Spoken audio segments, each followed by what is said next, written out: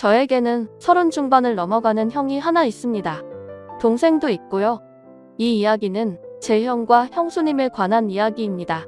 지금은 30 중반을 살짝 넘은 젊은 나이에 벌써 300억대 부자지만 예전엔 정말 한심한 청년 백수에다가 형수님은 술집 아가씨 출신인 두 분의 이야기입니다. 제 형은 어릴 적부터 머리가 비상해서 주위 사람들의 기대를 혼자 독차지하며 자랐습니다. 지금 생각하니 그게 형한테는 큰 부담이 되었을지도 모른다는 생각도 드네요. 늘 1등만 하던 형이 고등학교에 들어가면서부터 공부에 흥미를 잃기 시작하더니 끝내는 지방에 별로 유명하지도 않은 대학에 들어가더군요. 군대도 다녀오고 졸업까지 했는데 취직도 못하더니 자기 방에서 종일 인터넷만 하더군요. 게임을 하는 것도 아니고 그냥 종일 각종 포털 사이트를 넘나들며 인터넷만 하더군요. 수잘머리 없는 인터넷 뉴스부터 각종 정보 검색으로 종일 시간을 때우고 말이죠. 저러고 말겠지, 곧 취직하겠지 하면서 기다려주곤 했지만 몇 년째 그러고 있으니까 가족들은 답답했죠. 사람도 안 만나고 햇볕도 안 보고 외출도 하지 않고 방에 틀어박혀서 몇 년째 그러고만 있으니 정신병인가 싶기도 했죠. 그런 사람이 한두 번 외출하기 시작하더니 회사에 다닌다고 하더군요. 큰 회사는 아니고 직원도 몇 명 안 되는 아주 작은 회사라고 했습니다. 월급도 정말 터무니없이 적게 받고 제 형을 묘사하자면 아주 순진하고 선량합니다. 그런데 숫기가 별로 없는 성격이었습니다. 언제나 허없고 마냥 사람 좋아 보이는 이런 형이라서 연애를 못하더라고요. 직원이 몇 명 안 되니 사내 연애도 불가능하고 그렇다고 동호회를 다니며 연애를 해보려고 시도하는 성격도 아닌 것 같고 보다 못해서 제 후배 중에서 예쁘고 똑똑하고 모든 면에서 괜찮은 애들을 몇 명 소개시켜줬습니다. 그런데 애들이 하나같이 하는 말이 사람은 좋은데 재미가 없다고, 남자로서의 성적 매력이 없다고, 그냥 삼촌 같다고 이렇게 애프터를 거절하더라고요. 하긴 옷도 세련되게 못 입고 농담도 잘하지 못하고 차도 없는 사람은 그 친구들이 좋아할 리가 없겠죠. 그런 형이 언젠가부터 연애를 한다고 하더라고요. 그런가 보다 하고 말았는데 반년? 아니 8개월쯤 되었나? 결혼하겠다면서 여자분을 하나 데리고 왔는데 와, 이건 뭐 숙맥 같은 형하고는 어울리지도 않을 정도의 미인을 데려왔더라고요. 키도 170이 넘어 보이고 날씬한 데다가 얼굴도 얼마나 예쁜지 제가 지금껏 봐왔던 미인 중에서 5손가락 안에 꼽을 정도로 상당한 미인이었습니다. 아무튼 어찌어찌해서 결혼하고 작은 전세방을 구해서 나가더군요. 지금부터는 형이 주말에 우리를 형 자택으로 불러서 해준 이야기입니다. 형 집에 도착해서 간단한 요리와 맥주를 마시면서 고백할 게 있다면서 말하기 시작했습니다. 형이 회사에 다닐 때 형이 아이디어를 냈던 프로젝트가 하나 끝났다고 전부 여자 데리고 노는 방 있는 술집에 갔는데 그런 데를 처음 가보는 형한테 가장 잘 노는 여자분을 붙여주더래요. 그런데 형은 그게 너무 부담스럽답니다. 자기가 너무 놀 줄을 몰라서 피해를 줄까봐 놀고 나서 2차를 또 다른 술집으로 옮겼는데 거기선 아예 형한테 가장 예쁘고 차분한 아가씨를 붙여주고 그냥 구석에서 얘기나 하라고 했다네요. 둘이서 구석에서 어색하게 앉아있다가 맥주 서로 따라주며 홀짝거리면서 얘기를 주고받았는데 형은 그 아가씨가 참 마음에 들더래요. 그렇겠죠? 연애가 처음인 형이니까 다른 직원들은 각각 파트너를 데리고 호텔로 갔고 형은 그냥 조금 걸었으면 좋겠다고 하면서 아가씨와 길을 걸으면서 이런저런 얘기를 나눴답니다. 좋아하는 노래, 영화 같은 얘기부터 별의별 얘기를 다 나눴더군요. 정말 오랜 친구 같은 느낌이 들더라고요. 지루한지 모르고 얘기 나누며 그렇게 걷다가 호텔로 갔대요. 사장이 준 호텔비로 방을 하나 얻고 아가씨를 객실 안까지 같이 가지고 그냥 나왔다고 하네요. 매일 원치도 않는 술 마시고 사랑하지도 않는 낯선 남자와 밤을 지내야 하는 게 얼마나 힘들까 하는 생각이 들어서 그날만큼은 남자한테 시달리지 않고 푹 쉬도록 혼자 방에서 숙면을 취하라고 말해주고 나왔다고 하더라고요. 근데 형이 부탁이 하나 있는데 이렇게 재미있게 대화를 나눠본 게 처음이라고 친구하면 정말 기쁠 것 같다고 해서 전화번호를 얻었답니다. 그렇게 문자도 주고받고 가끔 전화도 하면서 친구가 되었다고 하더군요. 또 그렇게 친구해서 연인으로 형수님 말씀으로 매일매일 그런 일상에 몸과 마음이 너무 힘들었는데 형 같은 친구는 다른 세계에 사는 친구를 하나 얻은 듯한 느낌이었고 지친 일상을 잊게 해주는 휴식 같은 사람이었다고 하더군요. 그렇게 가까워지면서 연인으로까지 발전했는데 형이 결혼하자고 할 줄은 사실 기대하지도 않았다고 합니다. 그런 일 하는 걸 알면서도 결혼하자고 하는 사람은 없으니까요.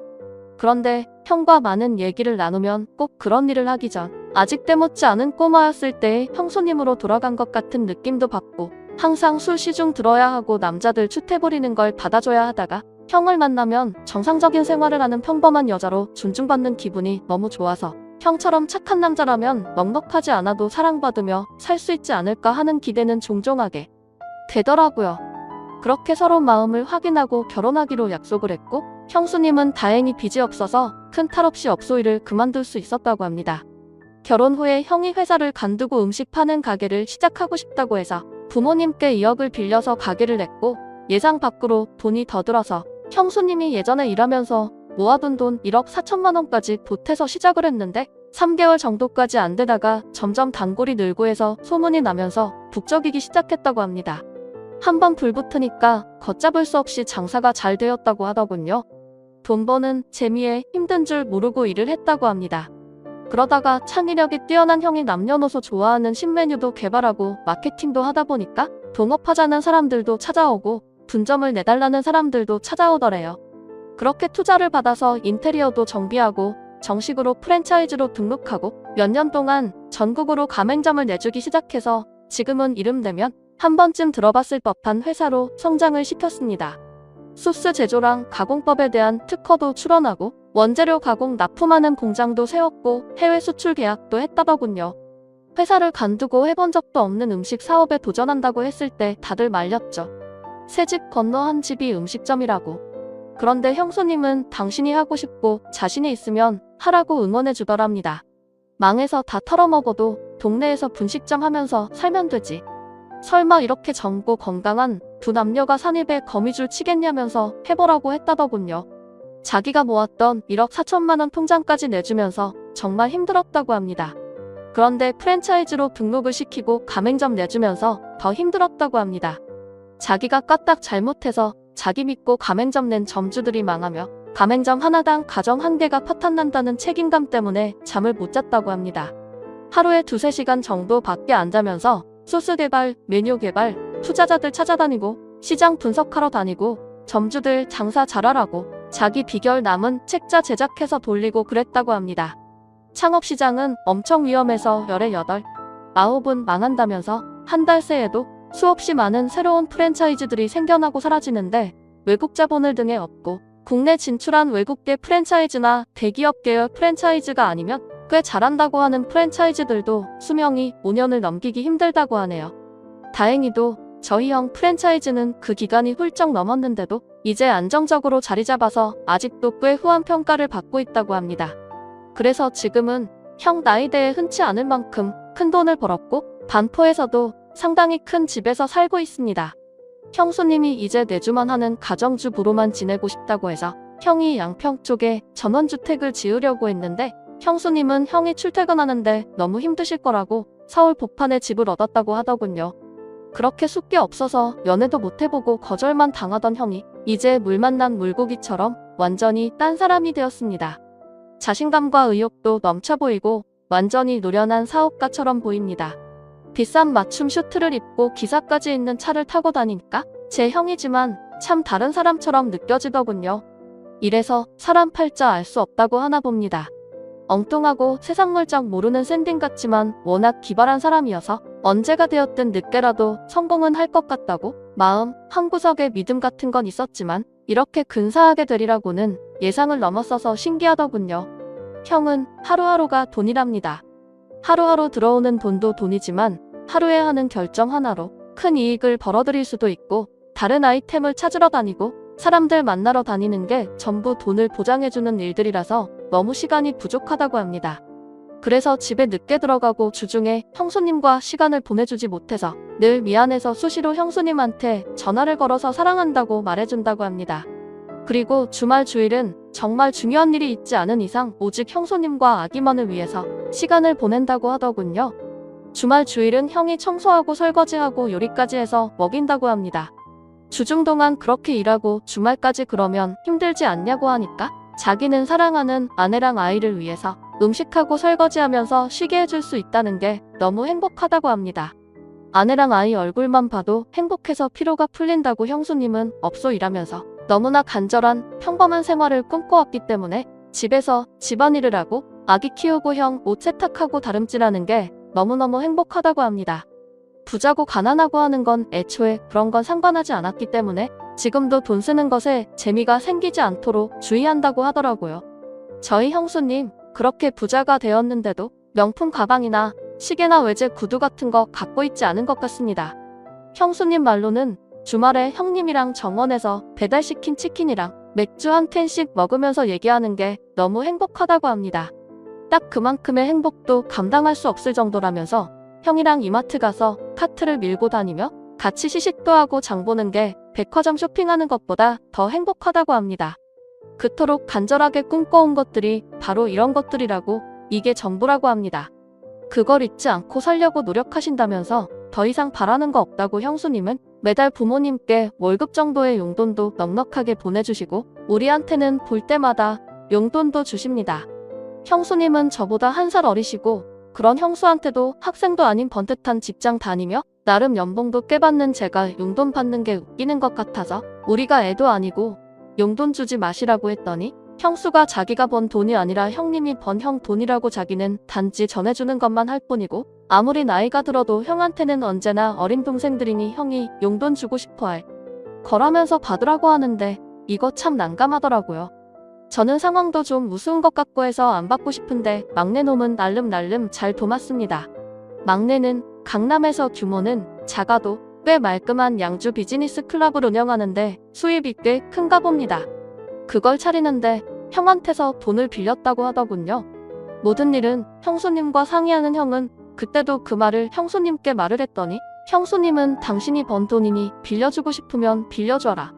하지만 큰 액수인인 만큼 돈을 빌려주는 사람으로서의 운영에 대한 권한을 보장받아서 막내 도련님이 잘못된 판단이나 잘못된 운영을 할 때는 막을 수 있도록 권한을 보장받는 게 좋을 거라고 말을 했다더군요. 우리 형수님 참 대단한 사람 아닙니까? 형은 회사 운영에 관해 큰 결정을 앞두고 늘 형수님과 상의한다고 합니다. 회사 운영에 대해 아무것도 모르는 형수님이지만 시간이 날 때마다 형이 하는 일을 큰 것부터 작은 일까지 모두 얘기해주는 게 남편의 의무라고 하더군요. 집안일만 하는 아내가 얼마나 심심하겠냐면서 부모님은 형수님을 참 좋아하십니다. 형수님이 흠잡을 데가 없거든요. 남편한테 잘하고 시부모님께 잘하고 참하고 인물도 훌륭하고 뭐 보는 사람마다 며느리 칭찬을 하니까요. 저희 아버지 어머니도 형수님을 딸처럼 아끼십니다. 늘 우리 딸 그러시거든요. 처음엔 형수님 외모가 너무 바비 인형 같아서 어리숙한 형 등 처먹으려는 꽃뱀이 아닐까 하는 의심도 있었지만 지금은 존경스러울 정도입니다. 시부모님과 우리가 형수님께 너무 잘 대해줘서 형수님은 자신의 과거에 대해 숨겨온 것에 대해 지금껏 늘 죄책감을 느끼고 살았다고 합니다. 그래서 털어놓고 싶어서 지금에서야 우리한테 말하는 거라고. 그래서 저는 누가 뭐래도 형수님은 우리 식구들이 가장 좋아하는 우리 형수님이었고 앞으로도 그럴 겁니다. 형님과 형수님이 성실하게 살았다는 건 알았지만 그렇게 남들보다 몇 배로 애를 쓰며 살았다는 것까지는 몰랐네요. 형수님 앞으로도 우리 형님 잘 부탁드립니다. 고맙습니다. 하면서 절을 하니까 형수님이 고맙다면서 우시더라고요. 저까지 마음이 아프더라고요. 얼마나 마음을 고생하셨으면 인간적으로 존경스럽더라고요. 잠도 못 자고 남들보다 더 애쓰며 살았고 그 정도의 큰 규모의 사업체를 잘 이끌어가고 있고 부자임에도 사치하지 않고 참 건전하고 예쁘자는 걸 보니 내 형님 내 형수님이지만 인간적으로 너무 보기 좋습니다. 아버지 어머니께는 아직 말씀은 드리지 않는 게 좋겠다고 했습니다. 저희야 젊으니까 이해할 수 있지만 어른들은 그렇지 않을 수가 있거든요. 죄책감을 덜기 위해서 말씀드렸다가 혹시나 더 큰 걸 감당하셔야 할까봐 서로 상처가 될 수 있는 사항이잖아요. 막내 이놈은 그 자리에서는 형들 의견이 그렇다면 자기도 따르겠다고 해놓고서는 나중에 우리끼리 나가서 한잔할 때는 이런 말을 하더라고요. 난 큰형처럼 절대 못해. 내 여자 과거가 그런 걸 모르면 또 몰라도 알면서 어떻게 결혼을 해. 솔직히 얼굴 볼 때마다 과거 이 여자가 무슨 짓을 했을지 자꾸 생각나서 도저히 결혼은 안 될 것 같아. 그러니까 형님은 담배 하나 끊기도 그렇게 어려운데 과거를 끊어내기가 얼마나 힘들었겠냐? 그 과거는 아마 너희 형수가 죽을 때까지 가슴에 짐처럼 얹어 있을 거다. 할 수만 있다면 컴퓨터처럼 완전히 포맷해서 너희 형수 기억 속에서 싹 지워주고 싶은데 그렇게 할 수 없어서 네 형수 얼굴 볼 때마다 애써 밝게 보이려고 노력하는 것 같아서 안쓰럽고 불쌍해서 난 가슴이 아프다. 내가 할 수 있는 최선은 너희 형수가 그걸 의식하지 않고 살도록 너무 행복해서 그런 것 떠올릴 겨를 덮을 만큼 행복하게 만들어주는 거다. 나한텐 세상에서 가장 고마운 사람이고 가장 아픈 사람이다. 너희도 곁에 있어주는 것 하나만으로도 고마운 그런 사람 만나게 된다면 형 심정 이해할 거다. 라고 말하더군요. 그때 형을 소개시켜줬던 그 애들 중 몇 명은 아직도 시집 못 가고 저 만날 때마다 친구나 후배 중에 좋은 사람 있으면 소개시켜달라고 징징거립니다. 얘네가 사람 보는 안목만 있었더라면 팔자가 달라졌을 텐데 말이죠. 형은 여자에게 너무나 헌신적인 사람이어서 웬만한 어떤 여자분과 결혼을 했어도 다정하고 행복하게 살았을 겁니다. 형수 또한 웬만한 어떤 남자를 만나 결혼을 했어도 내조 잘하고 참한 아내로 훌륭한 가정을 만들어 갔을 겁니다. 둘이 만나게 된 건 우연도 아니고 운명도 아니고 오직 행복한 결혼 생활 그 하나만을 꿈꿔온 간절함의 톱니가 서로 맞아떨어져서 둘이 하나로 블록처럼 깨맞춰진 게 아닌가 합니다. 다른 사람들을 만났어도 인연이 되지 못한 건 서로에게 기대하는 이상이 달랐기 때문에 끝내 인연이 될 수 없었던 것이고 저희 형님과 형수님 이야기는 여기까지입니다. 남자분들은 우리 형수님처럼 과거의 실수보단 미래를 기대할 수 있는 현명하고 심성 좋은 여자분 만나시길 바라고 여자분들은 우리 형님처럼 당신 하나만 변함없이 애틋하게 봐줄 수 있는 그런 남자를 만나시길 바랍니다. 오늘 제가 준비한 사연은 여기까지입니다. 여러분들은 어떻게 생각하시나요? 좋아요 눌러주신 여러분들 항상 감사드리며 저는 내일 더 재미있는 사연으로 찾아뵙겠습니다. 감사합니다. 다음 사연입니다. 안녕하세요. 저와 남편은 사내 커플이었습니다. 제가 처음에 남편의 부하로 들어갔다가 스튜디오 관련인 타 부서로 이동해서 거기서 조금 핀 케이스입니다. 그 사실을 결혼 전부터 알아서 그런지 시어머니가 저를 아주 무슨 자기 아들이 회사에서 애지중지해줘서 편하게 일하는 줄 알고 부하였다니까 급여도 별거 아닌 거로 봐요.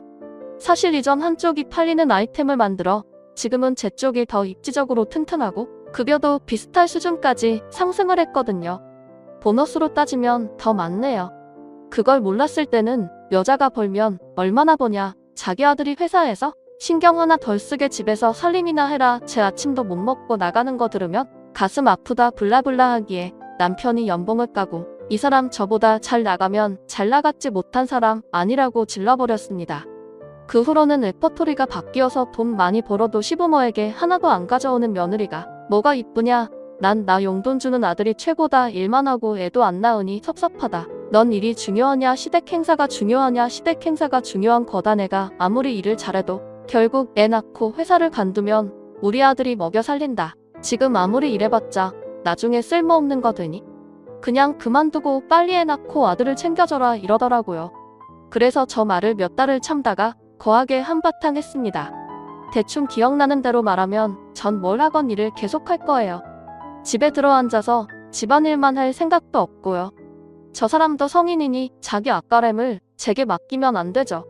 그리고 결정적인 게 저는 10년 후에 제 모습이 집에서 애나 보고 남편 밥이나 하는 거라면 지금 당장 여기서 혀 깨물고 죽어버릴 거예요. 라고 했거든요. 그러니까 시어머니가 들어놓으셨다네요. 제가 전업주부분들을 비하할 의도는 없었고 그냥 하도 저를 비하하시고 들뽑으시게 나오는 대로 말했는데 남편은 이번엔 내가 잘못했다고 하네요. 평생 남편과 아들 뒷바라지만 하신 분께 그 인생을 송두리째 부정하는 말을 했으니 어머니 누우시는 거 당연하다. 이번엔 내가 먼저 사과하라기에 전 싫다고 했습니다. 당신 인생 부정당하는 건 싫으면서 왜 내 인생은 그렇게 부정하고 끌어내리지 못해 악을 썼냐고요? 난 전혀 잘못했다는 생각 안 하고 사과하지 않겠다고 했더니 그 시대에 그렇게 살 수밖에 없었고 넌 많은 선택지가 있었으니 선택지 하나 없던 어머니 인생을 불쌍하게 여겨서 좀 사과하면 안 되느냐 하네요. 전 절대로 사과할 생각이 없는데 제가 정말로 잘못했으면 먼저 사과를 할 상황인가요? 추가 아직 일이 해결되지는 않았고요. 그냥 남편과는 평행성 상태입니다. 남편은 어머니가 잘못한 거 인정한다. 자기가 방패 못 친 것도 인정한다 하지만 본인 어머니는 평생 고운 말만 쓰시고 고운 말만 들으시려 신앙생활도 열심히 하고 노력하신 분인데 며느리가 혀 깨문다는 말을 하니 충격을 받으셨을 거다. 그건 내가 사과해줬으면 좋겠다. 내가 먼저 사과하면 앞으로 이런 일이 재발하지 않도록 자기가 노력하겠다. 이런 입장입니다. 솔직히 말하자면 고운말 어쩌고 하는 건 제가 보기엔 가소롭고요. 결혼 전에는 그렇게 저나 친정을 칭찬하시다가 결혼하고 얼마 안 있어 하시는 말씀은 듣기 참 거북했습니다. 우리 아들은 교사 약사 선다리도 많이 들어왔는데 에서 시작을 해서 요리도 이렇게 못해서 어디다 쓰냐 하셨죠. 네, 요리 못합니다. 근데 그건 남편도 마찬가지고요. 너 우리 집 제사는 기억하니? 며느리가 되나서 시아버지 생신도 안 차리고 시아버지 섭섭하시겠다라는 말도 많이 하시고요. 시부모님 생신 때는 남편 주도로 외식하고 있습니다. 너희 오빠는 왜 그 나이 되도록 결혼을 못하니? 문제 있니? 동남아 천호야라도 사와야 되는 거 아니니? 라는 말도 서슴지 않고 하셨네요. 네, 5살 연상 오빠 아직 결혼 안 했습니다. 저희 오빠 부모님 사업을 돕느라 바빠 연애를 못하는 걸로 알아요. 하지만 결혼할지 말지는 본인이 정하는 거고 저희 식구는 아무도 개의치 않는데 저런 식으로 이야기하시는 게 참 불쾌했네요. 아무튼 이런 막말이 시작되었습니다. 아이는 남편이 태도를 고칠 때까지 안 갖겠다고 선언한 참이고요. 일단 그렇게 생각하게 된 계기는 남편이 했던 말 때문이었습니다. 애 키우는 게 뭐가 힘드냐, 고양이 돌보는 것보다 덜 힘들 거다라는 말 때문입니다. 같이 살게 된 후로 밥 준 적, 똥 치운 적, 목욕시킨 적 한 번 없고 심지어 자기가 키우던 고양이 병원 데려가는 것조차 안 해서 주말에 저 혼자 데려갑니다. 그러면서 2마리 다 절 잘 따르니? 역시 동물이나 사람이나 엄마만 따른다고 투덜투덜 아니 밥 주는 사람 따르는 게 당연하죠. 그리고 아이를 갖고 싶어도 관계가 거의 없는데 이것도 저는 남편의 다시 크다고 생각합니다. 남편의 취미가 게임이라 퇴근 후 항상 게임을 하는데 안 말리면 새벽 1~2시까지 해요. 좀 일찍 잠자리에 들면 휴대전화기나 휴대용 게임기로 하고 싶은 거 다 하고 12시 넘어서야 슬금슬금 절 건드리는데 새벽 6시에 일어나는 저는 12시만 되면 골아떨어져요. 그래서 살짝 신경질을 내면 저더러 잠자리를 거부한다고 뭐라고 하고 물론 어른 앞에서 혀 깨문다는 말은 부적절하지만 근 1년 반 동안 시어머니의 자기 아들 자랑과 저 비하하는 말을 들었더니 순간적으로 머릿속에 통 뭐가 끊어지더라고요. 내가 어떻게 이래서 여기까지 왔는데 저런 소리나 들어야 하나 싶기도 하고 직장에서 진짜 쟤는 개같이 일한다는 말까지 듣고 여자가 어쩌고 얘기 듣기 싫어서 남이 피하는 일 다 맡아서 하고 심지어 한 달 내내 아침 8시부터 자정까지 일하고 주말에도 전시간 근무하다가 위가 움직이질 않아서 소화가 전혀 되지 않기에 정밀검사까지 받아서 프로젝트 성공하면서까지 올라간 자리인데 그 몇 마디 말로 저의 삶을 마구 짓밟는 것 같아서 너무 억울했습니다. 내 앞으로는 그런 막말은 삼가려고요. 그래도 제가 먼저 사과하지는 않을 겁니다. 후기 오랜만에 들어오네요. 그래도 결론 궁금해하셨던 분들이 좀 계셨던 것 같습니다. 한 달 동안 남편이랑 거의 대화를 안 했던 것 같습니다. 남편은 사과 안 하고 이대로 넘어가는 저에게 화가 났다고 하더군요. 하지만 전 정말 사과할 생각이 없었고 이대로 시어머니와 연을 끊어야겠다고 생각을 했죠. 그러다 하루는 남편이 술을 거하게 먹고 와서 저에게 서운하다고 하길래 그날은 그렇게 넘어가고 다음날 출근했을 때 링크를 보내줬습니다. 제가 시어머니와의 일화를 다 말하지 못한 것도 있고 좀 더 객관화된 글을 보고 나니 저에게 그제서야 미안한 마음이 들었나 보더라고요.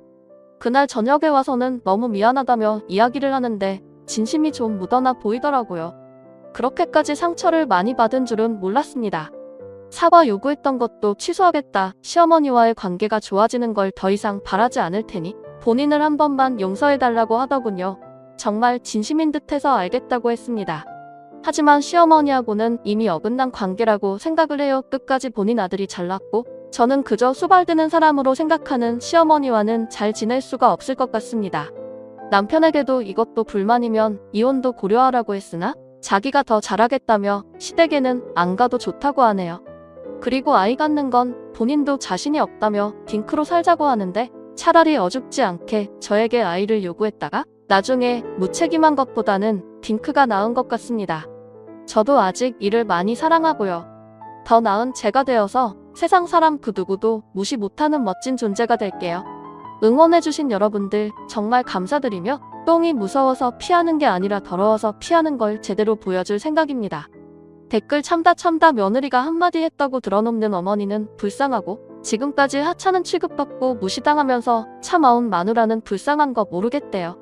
어머니가 먼저 지금까지 말 심하게 한 거 사과하시면 님도 사과하겠다고 하시고 그 이후에 어머니가 또 막말하시면 참지 않고 계속해서 맞받아치겠다고 하세요.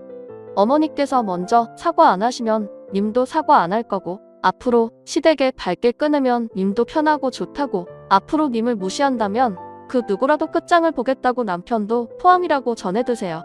댓글이 불쌍하다고 주둥이 함부로 터는 것까지 정당화되는 건 아니죠. 왜 아내는 지 엄마가 말하는 말들을 들어야 하고 마누라는 지 엄마한테 나쁜 말 하면 안 된다는 거야.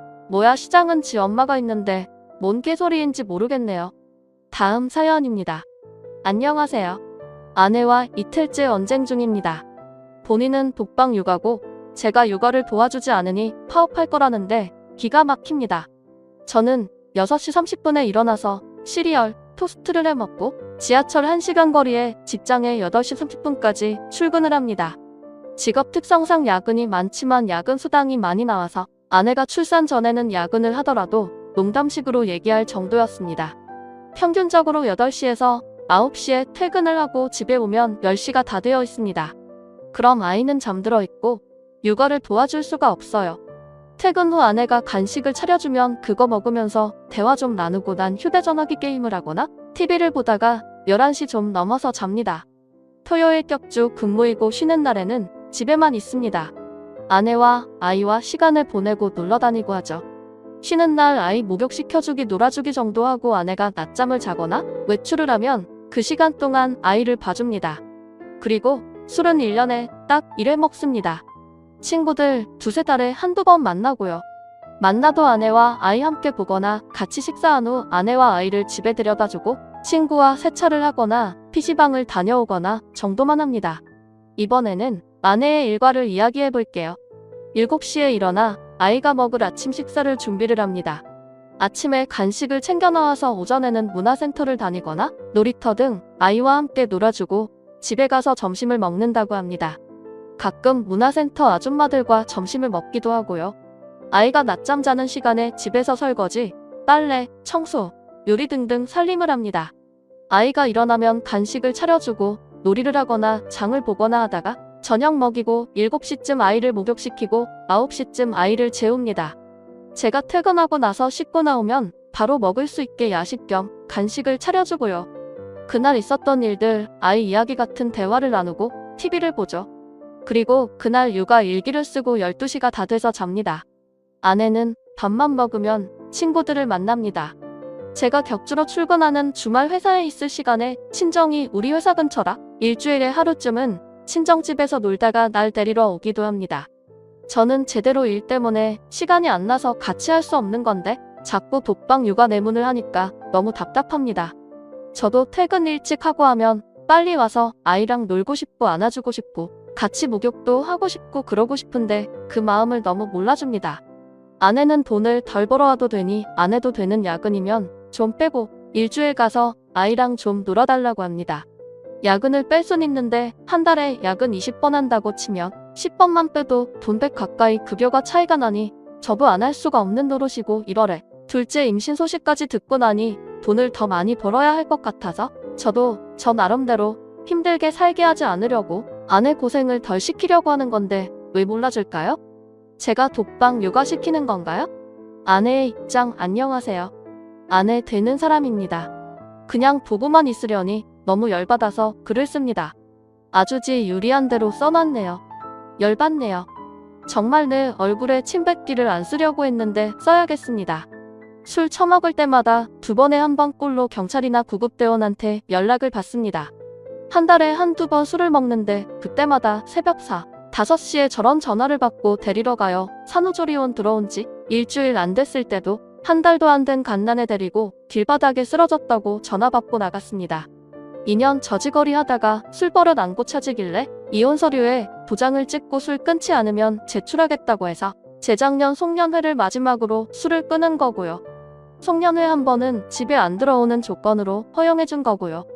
야근 말이 좋아 야근이지 일주일에 매일 야근을 한다고 합니다. 근데 야근이 아니라 회사 동료랑 당구하고 볼링치고 탁구장을 다니는 겁니다. 일주일에 5일이 야근했다고 치면 이틀 정도는 저한테 거짓말을 하고 5시 반 탈퇴근하고 쳐놀다가 10시에 들어오는 거예요. 이것도 신랑이 고생한다고 내 졸업식을 동료 샌드위치 싸서 회사에 몰래 갔다가 회사 아니었던 거 알고 들킨 거고요. 들킨 것만 10손가락이 부족합니다. 일주일에 야근 2, 3번 정도인데 어디서 거짓말하고 놀다 와놓고 거짓말로 야근했다고 하고 저희 사내 연애하다가 결혼한 거라 회사 분위기 잘 알고 운영 방식도 잘 알고 급여 부분은 더더욱 잘합니다. 야근 절반 정도 빼면 30 정도밖에 차이가 안 나요. 저 맘만 먹으면 친구 만날 수 있는 거요? 친구 만날 때 애 항상 같이 데리고 다니고요. 만나도 식사 정도만 하고 오고 주말에 개인 시간 주는 거 어이가 없네요. 목욕탕 다녀오거나 커피 한 잔 먹고 오거나 병원 다녀오거나 하는 1시간 남짓 애 봐준 거 보고 개인 시간 준 거라고 합니다. 지 친구들 만날 때 저 데리고 나가는 것도 신랑 친구들이 첫 조카라고 용돈 주고 하니까 그 돈 반반으로 나눠달라고 데리고 나가는 거고 저랑 애 집에 데려다주고 세차하고 온다고 하고 4시간 후에 옵니다. PC방에 간다 하고 휴대전화기 꺼놓고 새벽에 들어온 적도 여러 번이에요. 배터리 나갔다가 시간 가는 줄 몰랐다. 변명 같지도 않은 개소리 찌꺼리고요. 좋게 얘기를 했습니다. 나 너무 힘들다 도와달라 그런데도 야근한다고 거짓말을 하고 난리입니다. 2월 갑작스레 하혈을 해서 울고불고 빨리 오라고 응급실 가자는데 지금 당장 못 간다고 다들 퇴근 안 하고 있대 놓고 직장 동료랑 PC방에 있었습니다. 제가 독방 육아라고 난리치는 이유예요. 진짜 야근에 힘들게 일하는 거면 저도 아무 말 안 해요. 그게 아니니까 저도 도저히 못 참겠어서 말한 건데 진짜 지가 매일 야근하면서 쉬지도 못하고 힘들게 돈 벌어오는 줄 아는데 절대 아닌 거 하늘이 알고 땅이 합니다. 너무 열이 받네요. 이래도 제가 철없고 일 못해주는 건가요? 지금까지 제 사연을 읽어주셔서 감사드립니다.